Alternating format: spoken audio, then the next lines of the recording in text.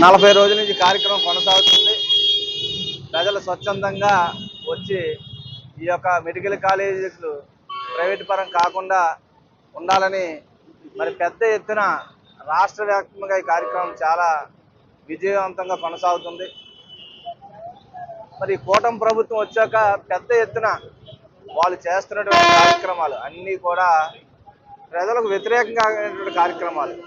వాళ్ళు ఓన్లీ ధనికులకు ఉపయోగపడే విధంగా వాళ్ళు చేస్తున్నటువంటి కార్యక్రమం ఉన్నాయి తప్ప పేదవాళ్ళు ఎవరికి కూడా మరి వాళ్ళు ఉపయోగపడేటువంటి కార్యక్రమం ఏది చేయట్లేదు. ఈ మెడికల్ కాలేజీల వల్ల పేద విద్యార్థులకు కానీ పేద ప్రజలకు కానీ చాలా అవసరం ఇవన్నీ కూడా. మరి ఏది కూడా గవర్నమెంట్లో లేకుండా ఉంటే మరి ఎందుకు మనం ఈ యొక్క గవర్నమెంట్ దేనికి మనం పిల్లలకి ఫ్రీ ఎడ్యుకేషన్ ఇవ్వలేము, పేదలకు ఫ్రీగా ట్రీట్మెంట్ చేయలేము.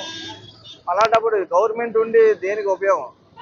ఇవన్నీ గవర్నమెంట్ ఏమీ చేయకుండా ప్రజలకు ఇటువంటివి గవర్నమెంట్ ఉన్నటువంటి ఇవన్నీ కూడా మన ప్రభుత్వం హయాంలో ప్రభుత్వంలోనే కొనసాగాలి. ఇవన్నీ కూడా జగన్మోహన్ రెడ్డి గారు ఎప్పుడు లేని విధంగా 17 మెడికల్ కాలేజీ తీసుకొచ్చారు.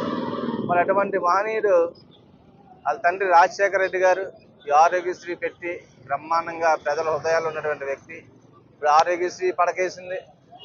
ఈ మెడికల్ కాలేజీలు అన్నీ కూడా ప్రైవేట్ పీపీపీ మోడ్లో ఇచ్చేందుకు జీవో జారీ చేయడం ఇవన్నీ కూడా వ్యతిరేకించే విధంగా ప్రజలందరూ కూడా గమనిస్తున్నారు.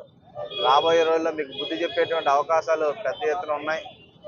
కాబట్టి ఇవన్నీ కూడా ఈ కోటి సంతకాలు సేకరణ చేసి గౌరవ మాజీ ముఖ్యమంత్రి జగన్మోహన్ రెడ్డి గారు మరి గవర్నర్ గారికి సమర్పించి ఈ కాలేజీలన్నీ కూడా మరి గవర్నమెంట్ అండర్లోనే రన్ అవ్వాలని ఈ యొక్క కార్యక్రమాలన్నీ చేస్తున్నాం. దీన్ని ప్రజలందరూ కూడా జయప్రదం చేస్తున్నారు. మరి ఇందులో మా పార్టీ నాయకులందరూ కూడా పెద్ద ఎత్తున పాపం వాళ్ళు కష్టపడి చాలా ఉత్సాహంగా ఈ కార్యక్రమాన్ని గత 40 రోజుల నుంచి చేస్తున్నారు. ఇప్పటికీ గాజువాకలో సుమారు 45,000 సంతకాల సేకరణ జరిగిపోయింది ఆల్రెడీ. మరి ఇంకో వారం రోజుల్లో మా టార్గెట్ 60,000కి రీచ్ అవుతాం. 60,000 పైబడి కూడా వెళ్ళేటువంటి అవకాశాలు ఉన్నాయి.